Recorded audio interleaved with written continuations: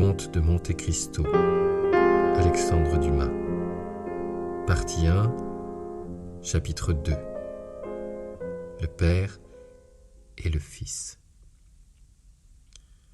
Laissons Danglars aux prises avec le génie de la haine essayer de souffler contre son camarade quelques malignes suppositions à l'oreille de l'armateur, et suivons Dantès, qui, après avoir parcouru la Canebière dans toute sa longueur, prend la rue de Noailles, entre dans une petite maison située du côté gauche des allées de Meilhan, monte vivement les 4 étages d'un escalier obscur, et se retenant à la rampe d'une main, comprimant de l'autre les battements de son cœur, s'arrête devant une porte entrebâillée qui laisse voir jusqu'au fond d'une petite chambre.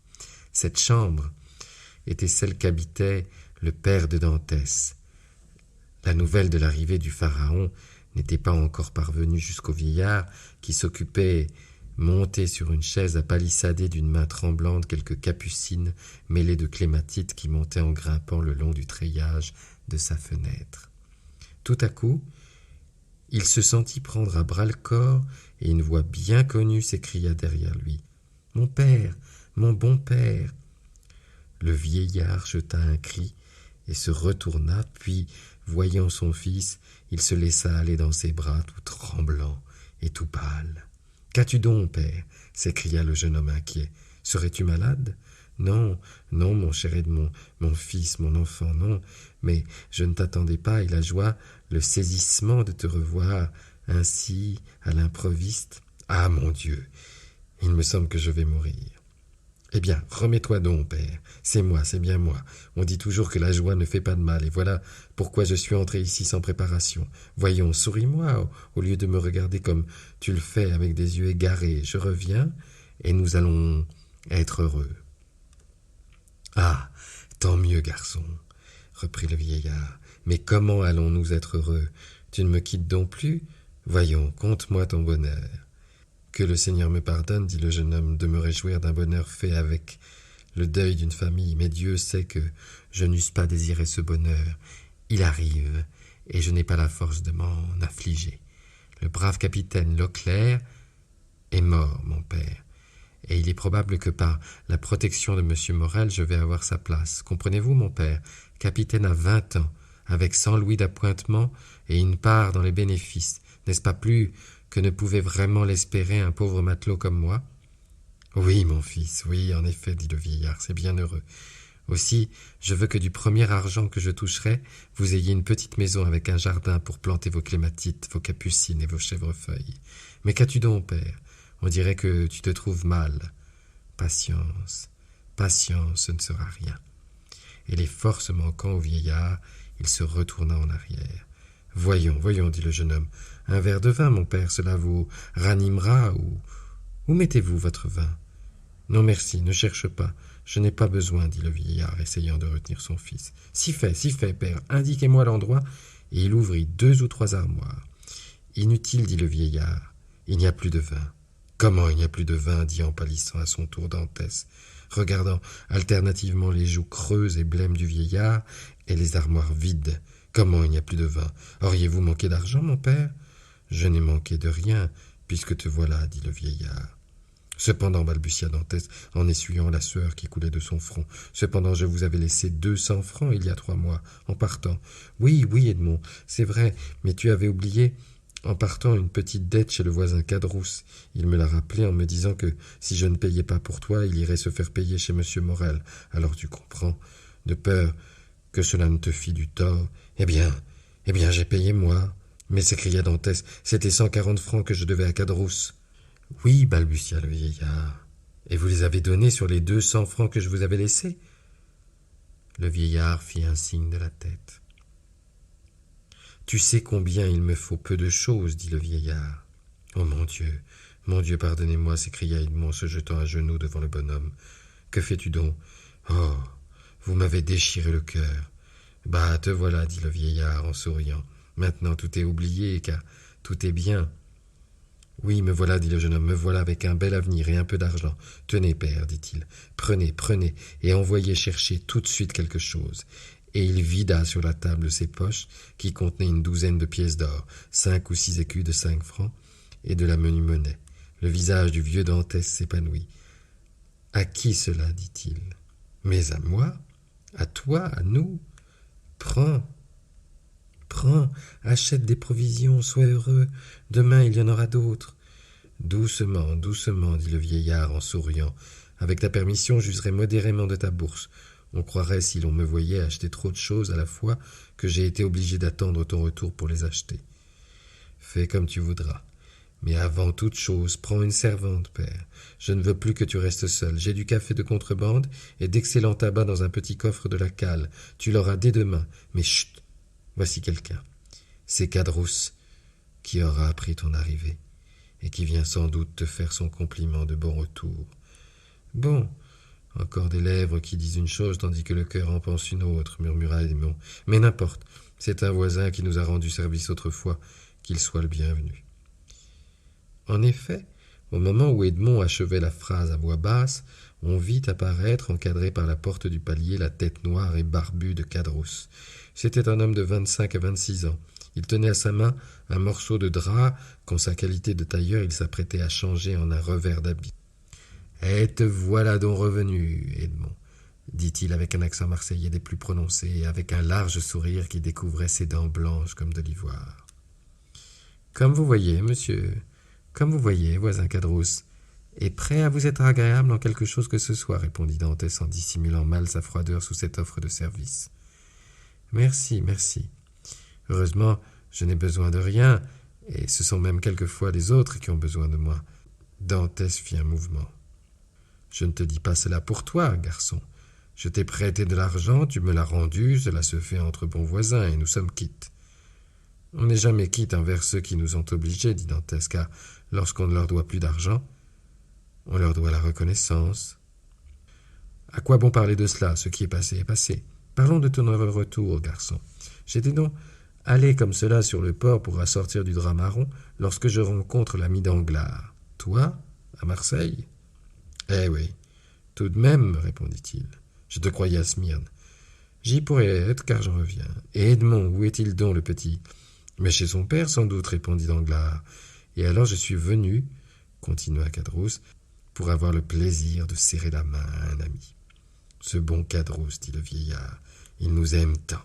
Certainement que je vous aime et que je vous estime encore, attendu que les honnêtes gens sont rares. Mais il paraît que tu reviens riche, garçon, continua le tailleur en jetant un regard oblique sur la poignée d'or et d'argent que Dantès avait déposée sur la table. Le jeune homme remarqua l'éclair de convoitise qui illumina les yeux noirs de son voisin. « Eh mon Dieu, dit-il négligemment, cet argent n'est point à moi. Je manifestais au père la crainte qu'il n'eût manqué de quelque chose en mon absence, et pour me rassurer, il a vidé sa bourse sur la table. Allons, père, continua Dantès, remettez cet argent dans votre tirelire, à moins que le voisin Caderousse n'en ait besoin à son tour, auquel cas il est bien à son service. Non pas, garçon, dit Caderousse, je n'ai besoin de rien. Et Dieu merci, l'État nourrit son homme. Garde ton argent, garde. On n'en a jamais de trop, ce qui n'empêche pas que je ne te sois obligé de ton offre comme si j'en profitais. C'était de bon cœur, dit Dantès. Je n'en doute pas. Eh bien, te voilà donc au mieux avec M. Morel, câlin que tu es.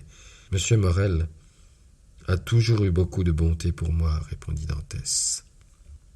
En ce cas, tu as eu tort de refuser son dîner.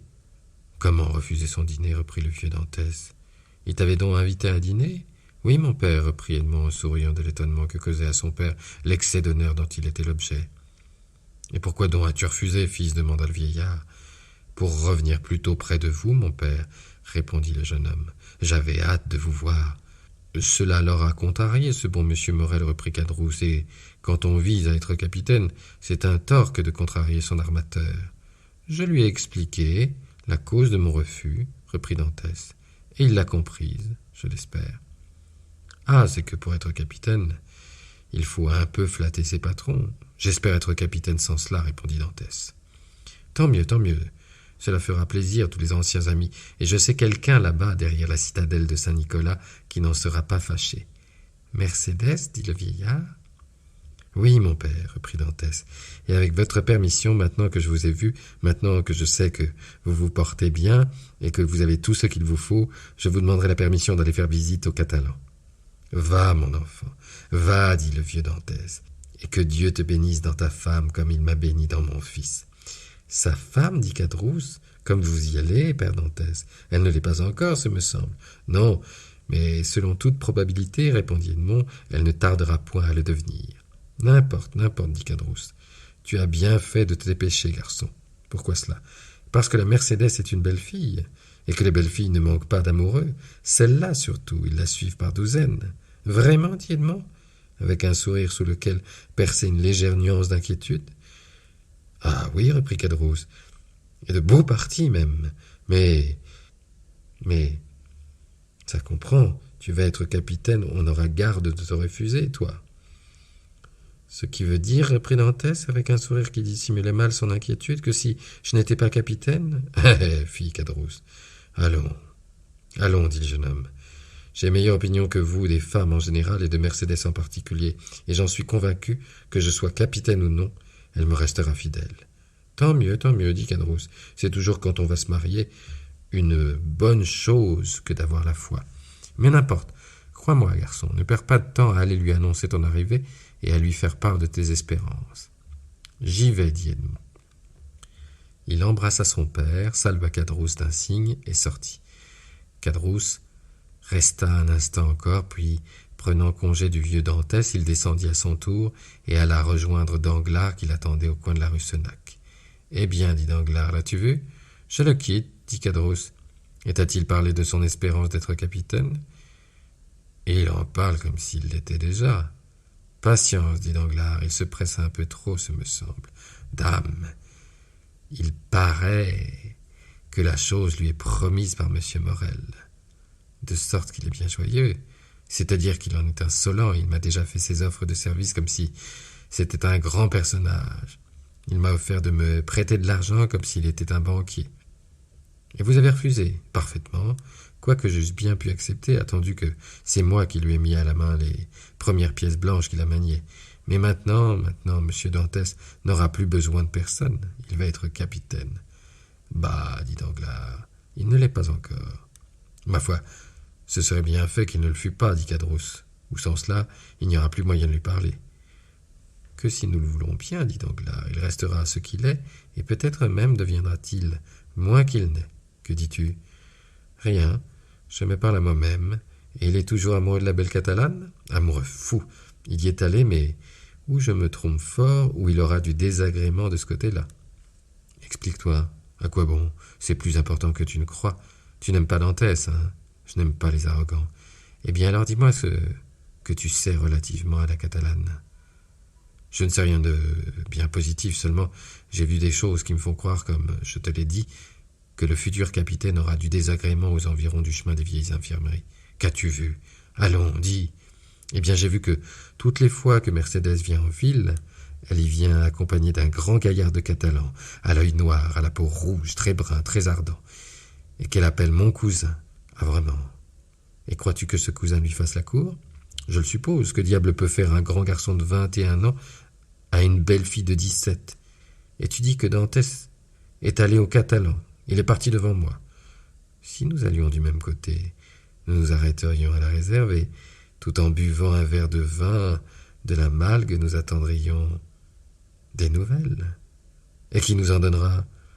Nous serons sur la route et nous verrons sur le visage de Dantès ce qui se sera passé. Allons, dit Caderousse. Mais c'est toi qui paies. Certainement, répondit Danglars. Et tous deux s'acheminèrent d'un pas rapide vers l'endroit indiqué. Arrivés là, ils se firent apporter une bouteille et 2 verres. Le père Pamphile venait de voir passer Dantès. Il n'y avait pas 10 minutes. Certain que Dantès était au Catalan, ils s'assirent sous le feuillage naissant des platanes et des sycomores, dans les branches desquelles une bande joyeuse d'oiseaux chantait un des premiers beaux jours de printemps.